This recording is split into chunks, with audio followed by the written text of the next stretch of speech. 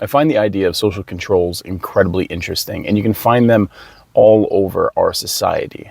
Of course, the most obvious place to look for social controls would be laws, but also just kind of our own moral beliefs. Keep individuals in society acting within the beneficial measures of society. I think that these are important to a degree, but it's a fine line at the same time, because social controls can easily be turned into oppressive measures. And I think that that's what we see more often than not now. I think right now what we're seeing is a society that's really softening to the idea of tyranny. And though the typical idea of tyranny would be military parades, going down the streets, book burning, and denial of services, at the same time, I think that economic tools can be used to implement social controls. And I feel like in this era right now, that's exactly what we're seeing. And the topic of the day lately has been the tariffs, because they have a severe impact on our economy and potentially our way of life in America. But I keep having people tell me that I actually don't know what the tariffs are for. But I would argue that I do understand. I've just thought it through a little bit more than you have. And that isn't an insult. People just don't have time to think these things through. And me being on paternity leave, I do have time. So there's a way and a method in which commerce is conducted in the United States and within the global market. And the personal and individual liberty that we are given as Americans have allowed us for quite some time to participate in that market with only minimal government restrictions. So I find it interesting that those on the right, who are typically for individual liberty, are the first ones to crush it.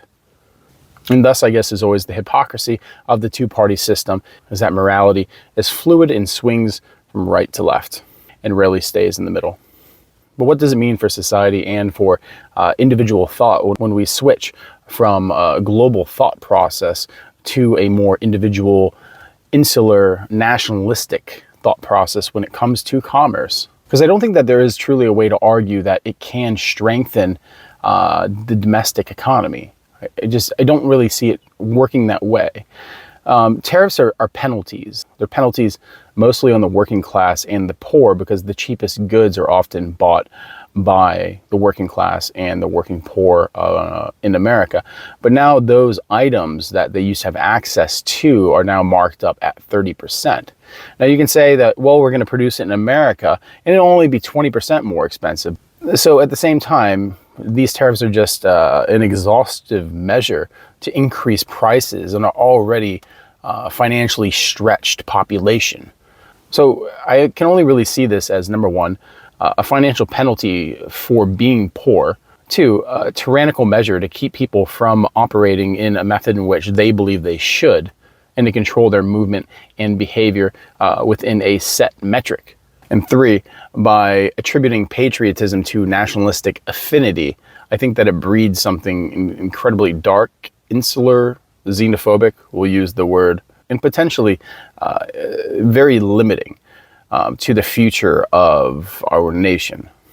We like to think that we're a consumer base and a consumer base alone, and that's how we look at our economy, but we are still a people with a culture. And people will work with despicable people, but they're not going to give them favorable economic benefits, let's just say. If we reduce ourselves to being proud of being the bad guy in the world, the rest of the world will leave us behind and will act without us. And if we turn internally and develop ourselves as manufacturers, while at the same time penalizing our people from using outside goods and ramping up the prices of the cost of production in the United States, as well as the price of the products that are hitting the shelves, this really puts, like I said, the working class and the working poor in an incredibly vulnerable position, even more so than they're in now. Because the idea is that as the profits are made, as the business builds, eventually at some point the wages will go up. So it's a hope and a wish that capitalism will go ahead and do what capitalism inevitably always turns against, which is workers' rights, which is fair wages. Because my argument is that by doing away with the global market and by locking the working class and working poor out of entrepreneurship, because financially they just wouldn't be able to afford to start businesses in the United States, this would inevitably and out of necessity start some kind of class warfare. And I think that the United States has always been creeping a little bit closer to that as we see wealth disparity climb and climb and climb. And the measures that we're seeing today by strengthening big business and big corporation and disempowering and disenfranchising the American working poor and working class, again, I believe that this would only drive us closer to that conflict out of necessity. Because if the end game is to keep the working class purely in the working class, you're creating a hardened class system. And that's something that goes against the American belief structure, where we do believe in meritocracy, supposedly, and class mobility. But with these measures, we do away with class mobility, and we move to a position where the rich will only get richer and the poor will either stay as poor as they are or get poorer. Because the argument that I see now is that, well, if things are getting so expensive as you claim that they are, then why are people paying for so many things? But at the same time, what we're seeing is the rate of household debt in America is going parabolic. And that's something to say about our consumer culture and our ability and ease of accessing credit. And I think this has long been incredibly damaging to the United States and the United States citizens. But at the same time, these measures moves people in the direction where they need to rely on debt more than ever before, whether that would be to start a business or just to afford the basic necessities to provide a decent, good life, or just the bare necessities at this point. Because no matter what you want to argue, there's no denying that life in America has become quite expensive. And no amount of promises can or will bring the cost of living down in the United States, as long as the monetary system exists how it exists and inflation stays above 0%. Things will always get more expensive because they're designed to get more expensive. And the more money we make, even though we're entering a period of stagflation, the cost will always go up to match those wages or to surpass those wages and drive people away from the cost of living and into the price of surviving. And I think it can't really be argued that this does anything but move us into that direction faster. So of course the tariffs are bad because the philosophy behind the tariffs are bad. And it doesn't matter really how you attribute patriotism within the description of these tariffs. The fact is that it harms the American people because it's an unnecessary tax on the American people. American people are having a hard time as it is. That's why consumer debt is as high as it is. Rent prices are up, home prices are up, car prices are up, food prices are up.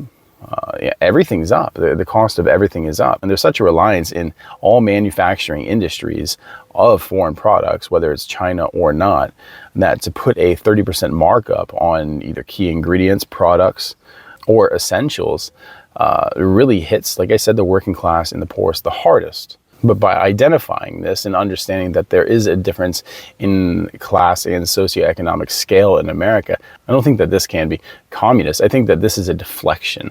I think that most people who stand behind and support these economic tools that are being used as social controls, they run into a spot where they can't get past the cognitive dissonance. And that's because that essentially they look at their country and they're like, we're feeling pain. We're told that we're going to be feeling pain and there's going to be a benefit in the long run. And we believe that. But at the same time, we know that this is hurting us. And if it's not hurting us, we know that it's hurting other people. But eventually they tell us it's going to work. And we'll just put our faith in that. Because when we look at all the economic indicators, we see that things are going in a bad direction. We know that a recession is inevitable. And you know that these tariffs causing the damage that they are, damage that you see is necessary, is going to drive us to that recession faster. So are you arguing that having a worse and harder recession is better for America? Because I guess that could be the only argument.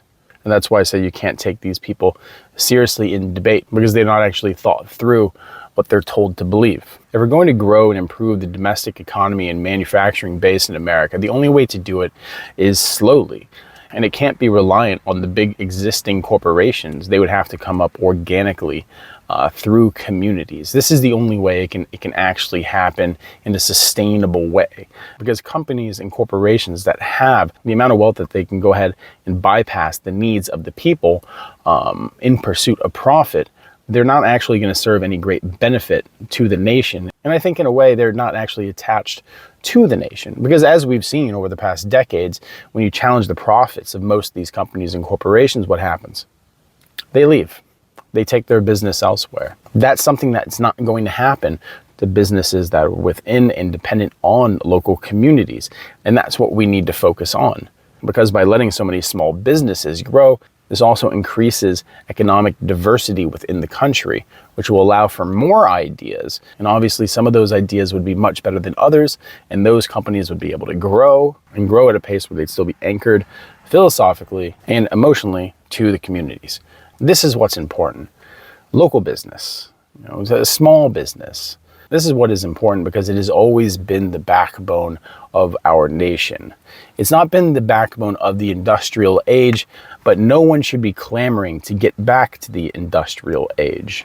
No one wants to work in factories. Nobody wants bread lines. No one wants union busters. This isn't an age that we want to go back to. I mean, in all seriousness. But that's the desire. That's where we're trying to get back to. That's the make America great again, is to go back to and start a new industrial age. But what benefit is that for normal people? The Industrial Revolution destroyed the American identity. And I'd argue that it destroyed the Western identity in general of pretty much every country. Because it was at that point that people were leaving towns and villages and moving into cities and factories, going away from places where their families have had roots down for centuries, for millennia. And maybe that's because America doesn't have that. But maybe it's because we're dislocated people and we've developed our own culture over a couple of centuries. But even though you can argue that the old American culture died a long time ago and new American culture started probably in the early 1900s. But besides that, these tariffs are being used as a social control to tell us how to act, how to live, how to operate, how to move throughout society, what's acceptable and what's not. It redefines what is correct and what is moral. And it attempts to solidify into one singular idea what is patriotism. And this is something that I obviously disagree with because I am someone who fervently believes that the greatest patriots, as I've said before, the greatest lions of the Republic are those who criticize their country the most. For benefit, of course. Because I think that America can do something great. I think that America can be great. But by turning its back in the world and cannibalizing its own economy and creating a new caste system in which people can't move out of, so are the American working poor supposed to be an untouchable class? Because in the end, that seems to be where this takes us. And most people in the working poor seem to be really rooting against their own futures. And it's fascinating. But interesting food for thought, I think. And I don't know. Tell me what you think. If you agree, disagree, if you have another idea of kind of the reasoning behind these tariffs. Because I personally don't believe that this kind of economic change is as simple as most people say that it is. We want to thank you for stopping by. If you're still here, like and subscribe. Like I said, we have memberships now, so if you want to go ahead and get in that, we'll be doing early releases, merch, stuff like that. It's always good to show your support for the channel because, like I said, we do this to really highlight the problems for the working class and the potential dangers that lay ahead. So thank you for all the support, guys. We really appreciate you. If you have anything else to say, put in the comments section. We like to debate it out down there. So, yeah. But anyway, thanks and have a good one.